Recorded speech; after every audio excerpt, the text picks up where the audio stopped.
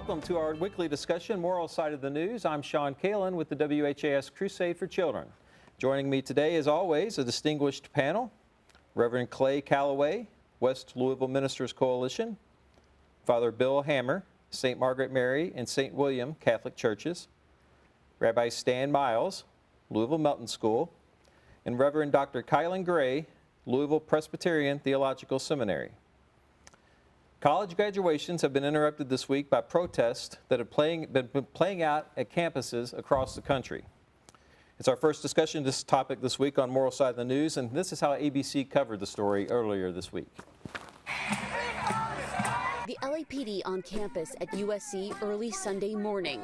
The school's Department of Public Safety says officers were called in to provide security as the university worked to peacefully remove an illegal encampment. It seemed like the people in the encampment followed LAPD's orders. No arrests have been reported. Ceasefire now! Protesters gathering again at the University of Texas in Austin Sunday. We stand with Palestine! The Art Institute of Chicago Saturday, SWAT teams called in after pro-Palestinian protesters tried to set up an encampment. Police facing off with them for hours. At least 68 people were arrested. At the University of Virginia, police in riot gear moving in to clear an encampment. More than 24 arrested. These protests, many of which have been going on for weeks, are now impacting graduation ceremonies. At the University of Wisconsin-Milwaukee, an encampment still on campus despite graduation events. This should have ended long ago, and the only way this will end is if our demands are met. Shut it down!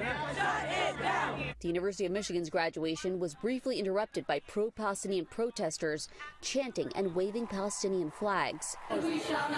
In New York City, police moved in last week when protesters took over a building on Columbia University's campus. The police came in exactly 2 hours. Everything was over. It was a beautiful thing to watch. These protests happening amid the war in Gaza are now a campaign issue. Breaking windows, shutting down campuses, forcing the cancellation of classes and graduations. None of this is a peaceful protest. New York City Mayor Eric Adams has said many of those arrested have been what he called outside agitators. When those protests reach the point of violence, as the president stated, we have to ensure that we use a minimum amount of force to terminate what is perceived to be a threat. Here in Kentuckiana, upwards of 50 people have been arrested in Bloomington during weeks of protests. Police crackdowns have triggered sharp criticism from city and county officials, blasting the university and ISP for their response to the protests, which included snipers on nearby roofs. And now the ACLU of Indiana has filed a lawsuit against IU, claiming the university violated the First Amendment rights of people who participated in the pro-Palestinian protests. So panel, this has been going on for several weeks now.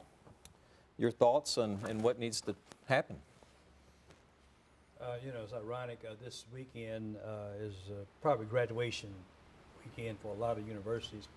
And my alma mater, Kaelin and I, alma mater, Kentucky State University, is having their graduation tomorrow. And I'm honored to be one of the speakers of the golden years, 1974. But I was in college during the era when most of the college protests was taking place. Yes. During the Vietnam era. I was in college at the time, the famous song, 4 Dead in Ohio, that all took place during that same era. I remember that even someone died at Jackson State down in Mississippi protesting the Vietnam War. So that was an era when protest was the norm, and protest was very common among many college campuses. And I haven't seen quite a repeat of that until right now, with the protests taking place with the universities in response to the perceived oppression of the Palestinians there in Gaza and the like. And it always seems to be the young minds that are probing and challenging and asking the questions. And so the one thing that it seems to be expected of the young and the educated is to challenge conventional wisdom. And many of these colleges who have participated in this eruption across the nation are doing just that. And they're aware of the disparity that's taking place in that war over there, and with the implications of their universities who are investing in the government there in Israel. and they're taking great objection to that.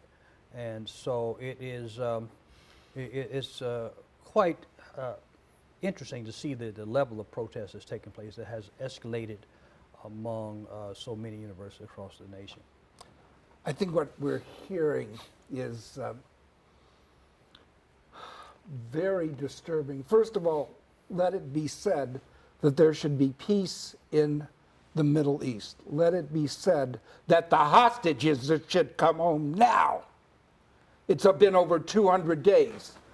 But let it also be said that in the protests that are being made, what I'm hearing legitimate concern, but I'm hearing something else. And what I'm hearing is kill the Jews. And I'm hearing it over and over again. And I got to tell you, as an American Jew, I'm frightened because I know it can happen here. It's happening. And I think that the protests some of the protests that are taking place are absolutely right, proper, and peaceful. But others are just as frightening as what happened in Charlottesville in the summer of 2017. In every protest that has happened on college campuses and in urban centers in America, there is a history of infiltration from persons who wish to divert the good cause of protests and make it something else. I'm reminded of my hometown, Memphis, and when Dr. King came to join the sanitation strike, the first march that took place ended up in a riot.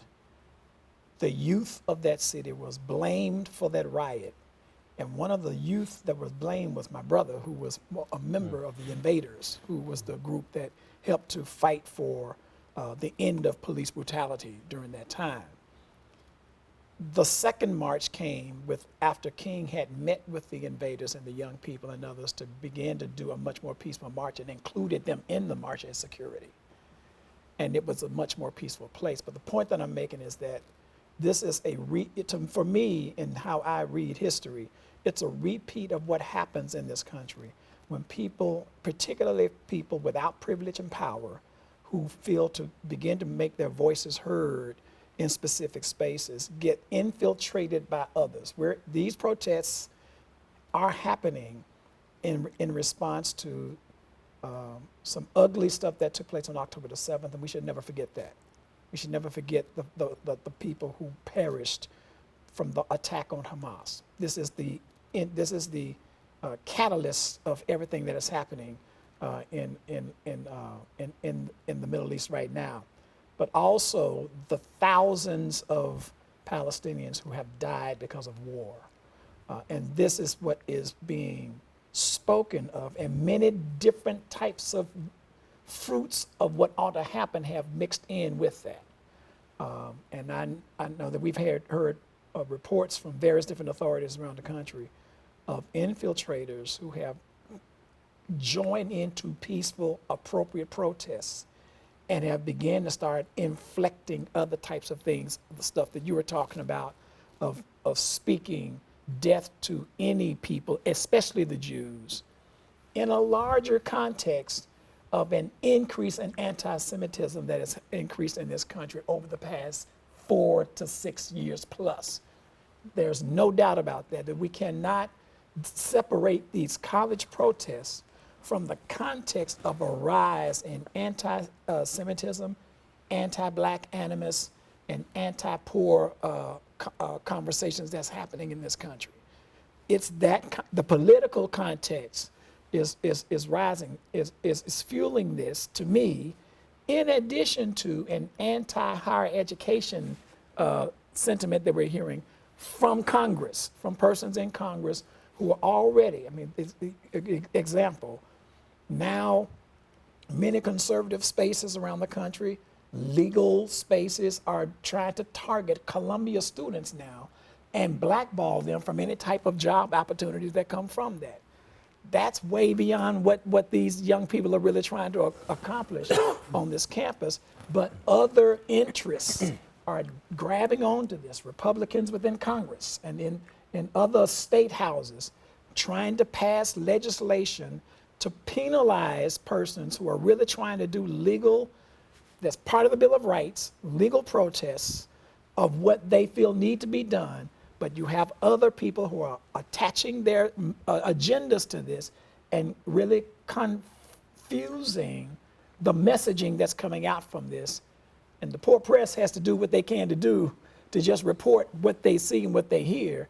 And all of the different social media outlets that are casting opinions on this is not making for a really clear direction on what to do with this. But my heart is broken for the students who are really trying to exercise their voice, and it's being mixed with people who have hatred in their heart for any person that is not like them, and they're mixing that up with what these students are doing. It is very unfortunate to me. Yes. One of the things that I've been thinking about through the last several weeks is the fact that all of us here were products of the 60s and 70s. Yeah, every one of us. I was, I did publicly protest against the Vietnam War. Yeah, I was in the situations, and I remember being told that that person was taking our picture, and there's going to now be, your picture is going to be in a file somewhere. Mm-hmm. It was known who the outside agents were, so somewhere in some file somewhere, there's my picture. But I don't know that, part of that struggle, as I see it, we're still trying to learn from our past mistakes. And you can go back to World War II. The effort was made to try to protect innocent civilians. There was always the effort made to pray that, but it didn't always happen. You look again at all the protests that happened in concerns over the conduct of the Vietnam War, but also civil rights protests, for sure, among many others, that sometimes some people looking back on history say, well, it didn't really change until it got more violent. Yeah. That's when finally people paid attention. I don't feel that's the way to go, but that's an interesting response. I remember back in the 60s and 70s, that finally we got their attention. The peaceful, quiet protests didn't quite get everybody's attention and bring about the stop. But I think one of the things that has changed is social media. That's what's, I think, changing so much of this animus that we're talking about. And not only is it affecting the poor, the people who are the innocent victims in any conflict, especially in war, and also in our own country. But another animus we didn't mention was immigrants. That's right. That's going on too. And it's all, tying itself together. And I've never been of a mind that, love it or leave it. I think you love it to try to change it. That's right. You love it to try to improve it. You love it to try to challenge it, whatever that it may be. But particularly the way this war seems to be playing itself out right now. And again, the innocent life on both sides, across the board. It's horrible what's happening to some of the aid workers, that's happened over time. Yes. But it's also horrific what has happened to the captives and the hostages. It's horrific. And that needs to be kept in the forefront of it all, but to find a way to do it in a dialogical way. That's the harder part now. And I worry about the escalating violence. And sometimes, again, people think that's the way we got to go now. Well, you know what? I mentioned. It's the anti-Semitism term is grabbing the headlines. But God is the God of the oppressed. Yes. The Palestinians are the oppressed. They're the poor. They're the weak. I know there's hostages, but there's 30,000 people that are held hostage in graves that will never get out from this war. And also, it's as tragic as October 7th was, but the conditions in Gaza was tragic on October 6th. The Palestinians were oppressed on October 6th. No one talks about that. Two things don't wrong to make it right, but still, millions have been displaced. At least 30,000 have been killed. mostly women and children, civilians. So the reality is there's clearly an imbalance in this whole thing. That's why the United States has been called into question to put a pause on its involvement on that, to put a check on how this whole war is being conducted against the weak and the oppressed Palestinians. Bishop Desmond Tutu said it was the worst form of apartheid he'd ever seen in his life. He grew up in South Africa. That was his explanation of the condition of the Palestinians in Gaza and in the West Bank. But in Gaza, it was the worst concentration and form of oppression, apartheid he's ever seen. So no one's talking about that. Now, true enough, the Jews have been a historic oppressed people of the Bible, and even in modern Germany. But the plight of the Palestinians has been horrible and is deplorable, and these innocent children, and not the ones that are killed but are being displaced, is unjust. And that's what's creating the imbalance here. We talk about peace and shalom. Shalom means to be made whole. Now, there's a chant we say no justice, no peace, but really justice and peace go hand in hand. You can't have peace without justice. And peace does not mean tranquility. You got to do the right thing among those that are weak and oppressed. And that is not what's taking place. I think at the root of the protest, recognizing those have always been subjected to infiltrators coming in and exploiting anything. The communists did it among the civil rights movement. There's always been the target of being exploited for political reasons. But I think that at the heart of it all needs to be the voice, a prophetic voice. And I have yet to hear a prophetic voice. I'm open to ask the question, what is there a prophetic voice coming out of Israel on this? What strong prophetic voice is speaking out of Israel? Well, I can give you a small example, Clay. Every year for the last few years on Israel's Memorial Day, which is the day before Israel's Independence Day, there is a meeting in Tel Aviv of Jews and Palestinians. And the purpose of the meeting is to remember those who died on both sides, and to get together and dialogue and pray for a conclusion, peace, shalom, completeness to this. And from what I gather, this meeting is going to take place this year in just a couple of days. And so that gives me hope.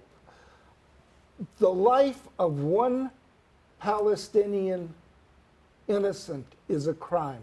The lives of all of the Palestinian innocents is a terrible, terrible crime. But I do not see the Israeli Defense Force going in just to randomly kill Palestinians. Those poor souls, many, many, many of them who have been killed in this war, were killed because Hamas has set them up as human shields.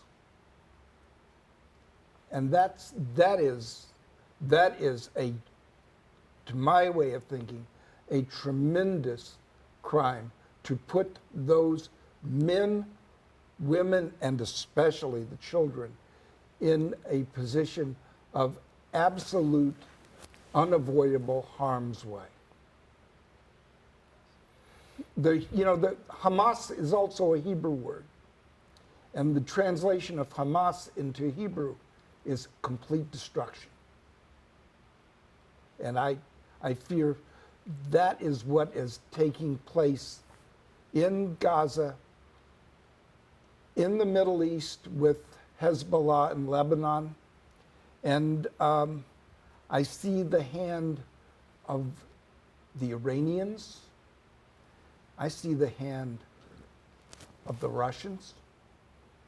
And I just pray that events like that meeting that will, please God, take place in peace in Tel Aviv in the next few days leads to a bringing of peace in the Middle East. I can remember, I've been to Israel 35, 36 times in my life. And one of the most memorable trips I took was in the fall of the year 2000. And it was a group of American rabbis. And one day, we were invited to be the guests of the Palestinian Authority in Ramallah. And so we didn't know the agenda, but we went. And so we met with leadership in the Palestinian Authority. And why? Because this was the time of the Oslo Accords. The peace was gonna happen, and so on and so forth. So the Palestinian Authority wanted to meet with a group of... I'm sorry.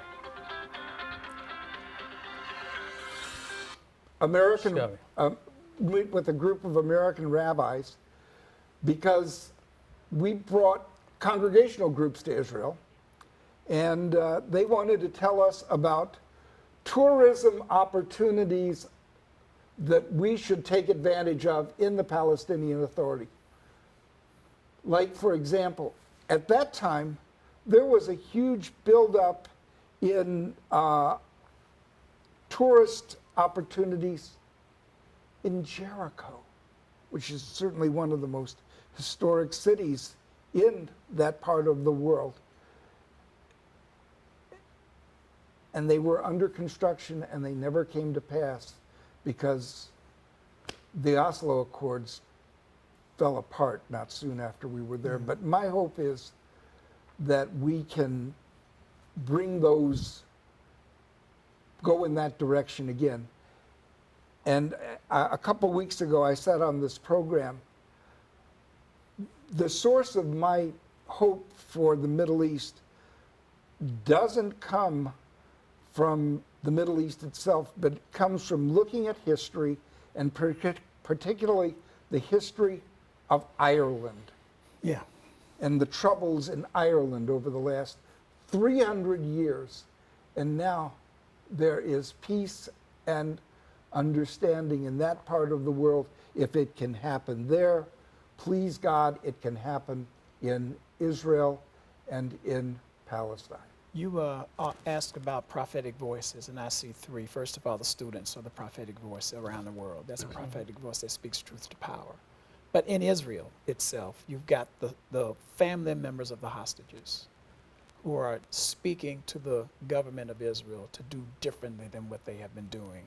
In addition to those, you have persons who are already bringing Netanyahu to task on his chosen strategy of addressing what Israel has a right to address, and that is the attack of their people from Hamas. That's not a full agreement on how to respond to that tragedy. And there are voices within Israel who are constantly challenging the Israeli government to take another course than the course that they're taking right now. Those voices have not ceased. They have, since the carnage that has taken place in Gaza, those voices have grown. And more persons inside Israel are taken to the streets and mirroring the protests that we're seeing here, but directly going at the Israeli government saying the course you have taken is wrong, it is inhumane, and you need to try to do something to be different. And that is certainly encouraging. You know, God is, he'll make the rocks cry out, as Jesus said, so sometime it'll bubble up and come out in one form or another.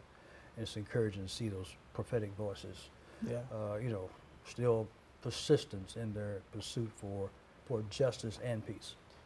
And I think also there are Palestinian voices too. Yes, that are absolutely. raising. I mean, we hear that, but you don't hear enough of that as well. But it is criminal to put your command post inside the middle of a hospital. That's right. That's criminal, internationally criminal behavior. It is, things like that. Again, things we haven't learned yet, and we've known down through the many wars, down through the centuries, that to protect your arms, you put them in civilian population areas. You know, that the armament factories were oftentimes just co-opting civilian factories and things like that to try to hide and disguise it. And that is criminal.